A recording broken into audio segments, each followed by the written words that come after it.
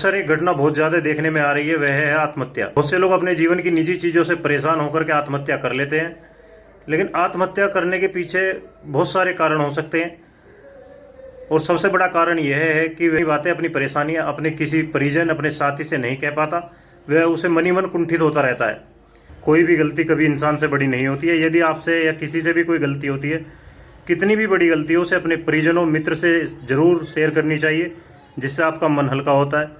यदि कोई ज़्यादा बड़ी गलती हो जाती है तो उसका भी जीवन में समाधान होता है, लेकिन जब आप आत्महत्या कर लेते हैं तो उससे आपके परिजन, परिवार, आपके बच्चे सड़क पर आ जाते हैं, जो एक आपसे उम्मीद लगाते हैं कि आप किसी तरीके का सहयोग करेंगे या उनके जीवन में किसी तरीके का बदलाव लाएंगे।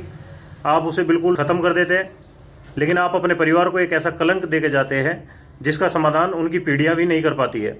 आप एक बार सोचो, जब आप कभी छोटे थे और कपड़े ज़्यादा गंदे हो जाते थे, आपके खेलने कूदने या शैतानी करने की वजह से कपड़ों पर स्याही डल जाती थी या किसी अन्य तरीके का दाग लग जाता था, जो धुलाई के बाद भी छूटना संभव नहीं होता था, और उनकी वजह से आपको मार भी पड़ती होगी।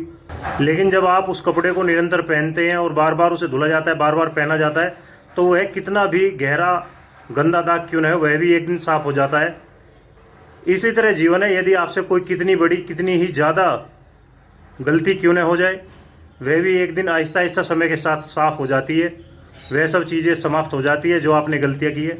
लेकिन आप एकदम से आत्महत्या जैसा निर्णय जो लेते हैं, उससे आपका परिवार बिल्कुल समाप्त हो जाता है। इसलिए कभी भी जीवन में कितनी भी बड़ी गलती क्यों न हो, आपको आत्महत्या जैसा निर्णय नहीं लेना है। आपकी कितनी भी बड़ी समस्या होती है, आप अपने परिजन, मित्र या किसी अन्य अनजान व्यक्ति से भी उसे शेयर कर सकते हैं और यह गलत कदम उठाने से बच सकते हैं, क्योंकि आपकी अपनी समस्या खत्म होती है। परिवार के लिए आप जो कलंक छोड़ते हैं, वह आपकी कई पीढ़ियां भी नहीं मिटा पाती है।